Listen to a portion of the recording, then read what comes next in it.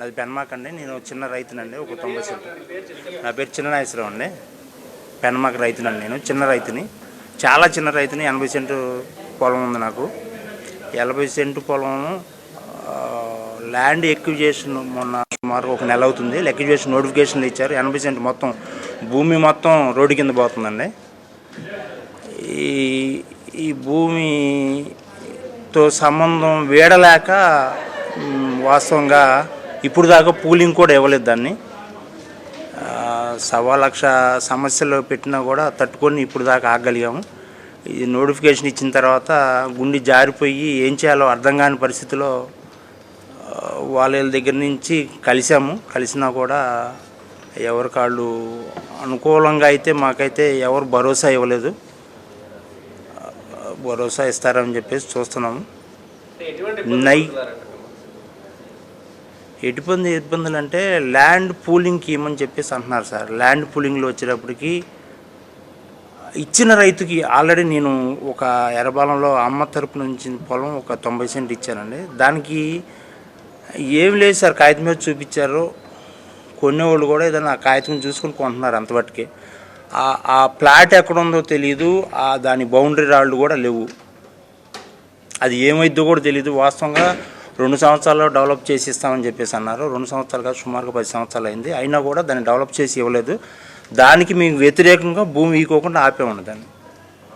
దానికోసం ఈ ఉన్న రైతుల్ని ఆ రోడ్ అనో లేదంటే రిజర్వాయర్ అనో ఏదో ఒకటి పెట్టి ఎక్విజేషన్ నోటిఫికేషన్ ఇచ్చారండి. అది వరకు వచ్చేటప్పటికి అందరూ కలిపి ఎక్విజేషన్ ఇచ్చారండి. ఇప్పుడు వచ్చేటప్పటికి ఒక రోడ్డు ఏది E11 అనో లేకపోతే రిజర్వాయర్ అనో లేకపోతే సంథింగ్ ప్లాట్ల మధ్యన రోడ్ అని చెప్పేసి అలా ఎక్విజేషన్ సపరేట్గా ఇచ్చారండి. అది ఏ లాయర్ గారి దగ్గరికి వెళ్ళినా ఎవరి దగ్గరికి వెళ్ళినా ఇది భూమి రోడ్డు కింద ఇస్తున్నారు. అది ప్రజా అవసరాలకని చెప్పేసి ఒక వాడి ఇది మనం చేయగలిగింది ఏమి ఉండదు, భూమి ఇచ్చేసుకోవడం బెటర్ అనే విధంగానే ఉన్న 10 మంది రైతులు నీరుగార్చే విధంగానే ఉంది వ్యవహారం.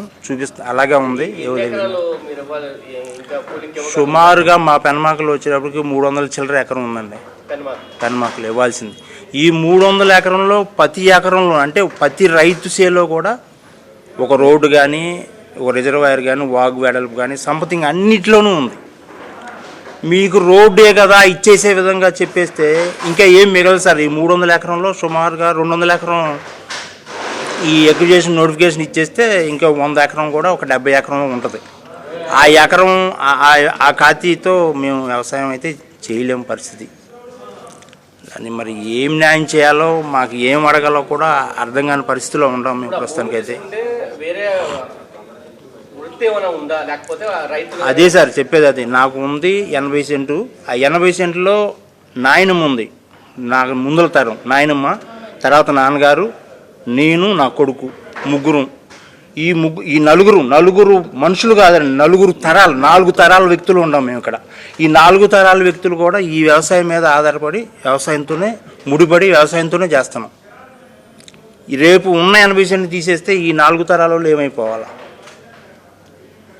దాని గురించి మేము అసలు ఎవరు మాకు సరైన సమాధానం చెప్పట్లేదు, సమాధానం లేదు. ఈ రోడ్డు కింద ఇవ్వాల్సిందే అనే విధంగా ప్రెజర్ చేస్తున్నారు తప్పితే విషయం అయితే చేయట్లేదు సార్. నమస్తే అండి, నా పేరు శివారెడ్డి పెరుమాక. ఇప్పుడు ఒక 1 మంత్ బ్యాక్ నుంచి ల్యాండ్ పూలింగ్కి ఇవ్వమనేసి ఇవ్వని పొలాలకి ల్యాండ్ ఎక్విజేషన్ నోటీస్ ఇస్తాం, లేదంటే అవార్డు ప్రకటిస్తామని రకరకాలుగా భయభ్రాంతులకు గురి చేస్తున్నారండి. దీని మూలంగా వీళ్ళని ఇక్కడ అఖిలపక్ష సమావేశం అని తెలిసి వీళ్ళ హెల్ప్ తీసుకుందామని వచ్చామండి. ఇప్పుడు మాకు రోడ్లు ఇప్పుడు మేము ఇవ్వచ్చు అండి, ఒక ఎకరం పొలం ఇవ్వచ్చు, కానీ 12 సంవత్సరాల క్రితం ఇచ్చిన వాడికి ఇంతవరకు ప్లాట్ లేదండి.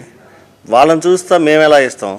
ఇప్పుడు ఏదన్నా ఒక 100% ఇచ్చిన ఊర్లు ఉన్నాయి, చిన్న విలేజ్లు ఉన్నాయి. ఒక విలేజ్ని డెవలప్ చేసి అతనికి రోడ్డు వేసి అతనికి ప్లాట్ ఇచ్చి అది చూసి మేము ఇస్తాం కదా. ఇంతవరకు ఎక్కడా కూడాను 2-3 తప్పితే ఈ కట్టుకున్న దాఖలాలు లేవు. ఇల్లు మాకు ఎవరికి రైతుకి ఒక్కడికి పొలం లేదు.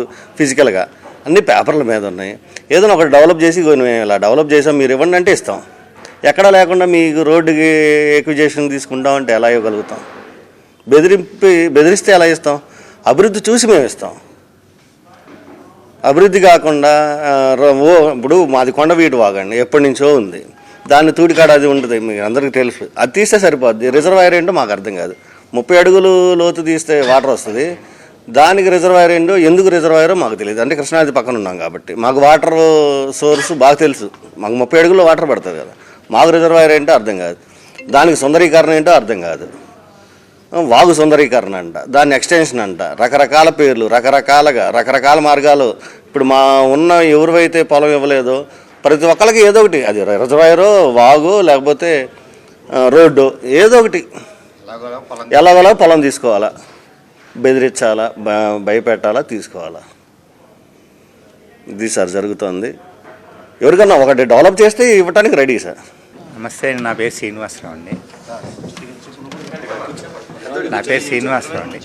నాకున్న 90 సెంట్లేనండి. ఇప్పుడు నాకు 2 అమ్మాయిలండి. నేను అది ఎడ్యుకేషన్ చేసుకోవాలంటే నేను వ్యవసాయం చేసుకుంటా చదివించుకుంటున్నాను. మా తాతల నుంచి వచ్చింది అదేనండి. మా నాన్నగారు మా అమ్మగారు చనిపోయారు. నాకు ఇచ్చింది ఆ 90 సెంట్లేనండి. దాంట్లో వచ్చిన ఫలసాయంతోనే పిల్లల్ని చదివించుకుంటున్నాను. నాకు నోటిఫికేషన్ ఇచ్చారండి. మేము ఎవరి దగ్గరికి వెళ్ళినా మాకు న్యాయం జరగట్లేదు. ఇప్పుడు ఇచ్చిన వాళ్ళకి డెవలపింగ్ లేదండి. ఇంతవరకు ఫ్లాట్ ఎక్కడ ఉందో కూడా కొంతమందికి తెలియదండి అసలు. ఇప్పుడు కొనేవాళ్ళు కూడా ఎవరు కొనరండి. ఫ్లాట్ ఉంటేనే డెవలప్ అయితేనే కానీ ఎవరైనా వచ్చి కొనడానికి. నా దాని పక్కన రిజర్వాయర్ తీశారండి. ఆ పొలం దగ్గర ఎవరైనా ఫ్లాట్లు ఇచ్చారండి. మాకు కమర్షియల్, రెసిడెన్షియల్ అని కొట్టారండి.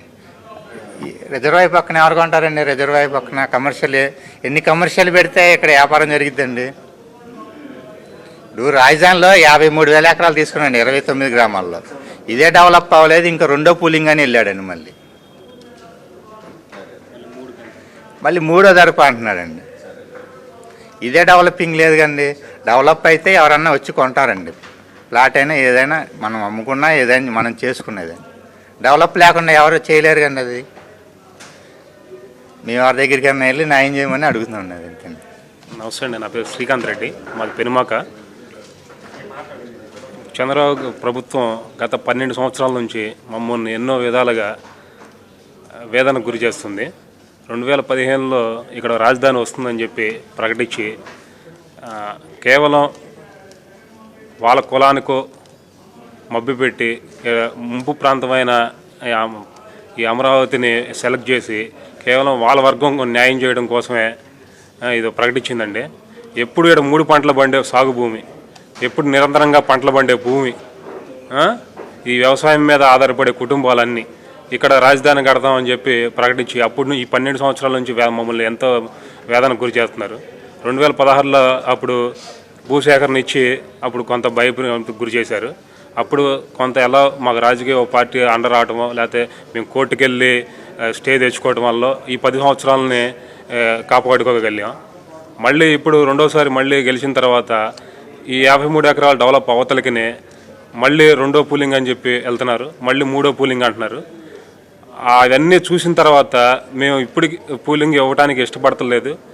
అందుకని చెప్పి మమ్మల్ని ఏదో రకంగా ఇబ్బందులకు గురి చేయటం, మానసికంగా అట్లా అన్నీ చేస్తున్నారండి. ఇండివిజువల్గా ఎక్కువ గురి చేస్తున్నారండి. ఎవరన్నా వచ్చి మాట్లాడి నలుగురు కలిసి సమావేశం ఏర్పాటు చేసుకుంటే అతను టార్గెట్ చేయటం, అతనికి ఫ్యామిలీ ఏమైనా సమస్యలు ఉన్నాయి, లేకపోతే అతను ఎక్కడ ఉద్యోగం చేస్తున్నాడు, అక్కడ వాళ్ళ పిల్లలు ఎక్కడ చదువుతున్నారు, ఇవన్నీ టార్గెట్ చేసి చేస్తున్నారండి. మేము డెవలప్ అయితే ఇస్తామండి. డెవలప్ కాని దానికి మేము ఎందుకు ఇవ్వాలి? నా భూమి, నా తరతరాల నుండి సంపాదించిన ఆస్తిని మేము గవర్నమెంట్ డెవలప్ చేయకుండా అడిగితే ఎందుకు ఇవ్వాలి? కాపాడుకునే హక్కు తనకు భూమి యాజమాన్య హక్కుదారుడికి ఉండదా? ప్రభుత్వం అడగంగానే ఇచ్చేయాలా? డెవలప్ అయితే డెవలప్ చూసి ఇస్తాడండి భూమి. ఇది అది కాక 3 పంటలు పండే భూమి. రాష్ట్రంలో ఎన్నోసార్లు కరువు వచ్చినా కానీ మా మండలంలో కరువు రాదా? రాష్ట్రంలో అన్ని కరువు మండలాలు ప్రకటించారంట. ఇంతవరకు మా మండలం కరువు మండలం అనేది ప్రకటన చూసుకోమండి. మన స్వాతంత్రం వచ్చి 80 సంవత్సరాల్లో ఈ 80 సంవత్సరాల్లో తాడేపల్లి మండలం కరువు మండలం అనేది లేదు. అలాంటి మండలంలో మా పొలాలు ఉంటే మా పొలాలు తీసుకొని రాజధాని కడతాం, బిల్డింగ్లు కడతాం. కట్టు, నువ్వు ఎంతవరకు కట్టాలో అంతవరకు కట్టు. అంతేగాని వచ్చిన రాష్ట్రం అంతా రాజధాని చేస్తానన్న ధోరణిలో అతను ఉంటే మేము దానికి వ్యతిరేకం అండి. అంతేగాని రాజధానికి వ్యతిరేకం కాదు. మా ఈ పంటలు పండుతాయి, మేము వ్యవసాయం మీద బతికే వాళ్ళం, మా జీవన విధానం ఇది, మేము దాని మీద బతుకుతున్నామండి. నేను డాక్టర్ వసుంధర అండి, సోషల్ యాక్టివిస్ట్. ఈ మధ్యకాలంలో ఈ రైతులు కరేడు ఉద్యమంలో మా యొక్క ఉద్యమాన్ని చూసి మా నెంబర్లు తీసుకొని మేము మొదటి భూసేకరణలో భూములు ఇవ్వలేదు కాబట్టి అది మాకు ఇష్టం లేదు కాబట్టి మేము ఇవ్వలేదు. ఇప్పుడు ఇవ్వమని మమ్మల్ని బలవంతం చేస్తున్నారు మౌలిక సదుపాయాల పేరుతోటి. ల్యాండ్ పూలింగ్లో ఇవ్వలేదు కాబట్టి ల్యాండ్ అక్విజిషన్కి మమ్మల్ని 2 నెలల లోపల అంటే జూన్ 10 లోపల మీరు మీ నిర్ణయాలు చెప్పాలి, లేదంటే అవార్డు చేస్తామని బెదిరిస్తున్నారని మా కరేడు ఉద్యమ కమిటీని అప్రోచ్ అవ్వడం జరిగింది. అయితే నేను కూడా పర్సనల్గా అక్కడ వెళ్ళి చూసిన తర్వాత ముఖ్యంగా పెనుమాక్కి పక్కనే కొండవీడు వాగుంది. ఆ వాగునికిలోకి నుంచి ఫ్లడ్ వాటర్ అంటే వరద నీళ్లు ఈ పెద్ద రిజర్వాయర్ కట్టాలని చెప్పేసి భూములు ఇచ్చిన రైతులు వాళ్ళ పక్కనే రిజర్వాయర్ కడుతూ ఉన్నారు ఇప్పటికీ. ఇది అవసరం లేని విషయం. ఎందుకంటే కొండవీడు వాగులో గుర్రపు డెక్క తూటికాడ తీసేస్తే ఫ్లడ్ వాటరు ఆటోమేటిక్గా ప్రకాశం బ్యారేజ్ దగ్గర లిఫ్ట్ ఉంది కాబట్టి ఫ్లడ్ వాటర్ ఎత్తిపోసేస్తారు అనేది తెలిసిందే. అయితే ముఖ్యంగా నేను ఇక్కడ చెప్పేది ఏంటంటే రైతుల పక్షాన మొదటి భూసేకరణకి అమరావతి ప్రజా రాజధానికి వీళ్ళు కూడా ఎవరు వ్యతిరేకం కాదు. ఇక్కడ మాట్లాడుతున్న మేము కూడా అమరావతి ఉద్యమానికి అందరం కూడా సపోర్ట్ చేసిన వాళ్ళమే. అమరావతి ప్రజా రాజధాని రైతులు ఇష్టపడి భూములు ఇచ్చారు కాబట్టి అమరావతిని ఖచ్చితంగా అభివృద్ధి చెయ్యాలి అని చెప్పేసి మేమందరం మాట్లాడాము. ఇప్పుడు కూడా అదే పద్ధతికి ఉన్నాము. అయితే ఇవ్వని రైతుల్ని మాత్రం వారి భూముల మీద వారి హక్కుల్ని మాత్రం తీసేసేటువంటి హక్కు ఏ ప్రభుత్వానికి లేదని మాత్రం ఇక్కడ చెప్పదలుచుకున్నాము. కాబట్టి ఈ ప్రభుత్వాన్ని ఒకటే విజ్ఞప్తి చేస్తున్నాము, ఇచ్చిన భూములు ఇచ్చిన మొదటి భూసేకరణ రైతులకి మీరు అభివృద్ధి చేసి చూపిస్తే ఆటోమేటిక్గా మిగతా రైతులు వాళ్లే చెప్తున్నారు అక్కడ మాకు అభివృద్ధి కనిపించటం లేదని. మీరు అభివృద్ధి చేసి చూపించండి, తర్వాత ఎన్ని భూసేకరణలు చేసినా సరే రైతులు సిద్ధంగా ఉన్నారు. వారు మాత్రం అమరావతికి రాజధానికి వ్యతిరేకం కాదు, కానీ తమ భూముల మీద తమ హక్కును మాత్రం వదులుకోవడానికి వారు సిద్ధంగా లేరు. అందుకనే ఇక్కడికి అఖిలపక్షం వచ్చిందని చెప్పి వచ్చారు. మీ అందరితోటి తమ బాధని ఎంతో భావోద్వేగంతో విన్నవించుకున్న వైనం చూశారు. కాబట్టి ప్రభుత్వాన్ని మళ్ళీ రైతులందరి పక్షాన విజ్ఞప్తి చేస్తున్నాము, రైతు కంట నీరు ఏ ప్రభుత్వానికి మంచిది కాదు, ఏ సమాజానికి మంచిది కాదు. అన్నం పెట్టే రైతు బాధని మీరు ఖచ్చితంగా పరిశీలించాల్సిందిగా కోరుతున్నాం.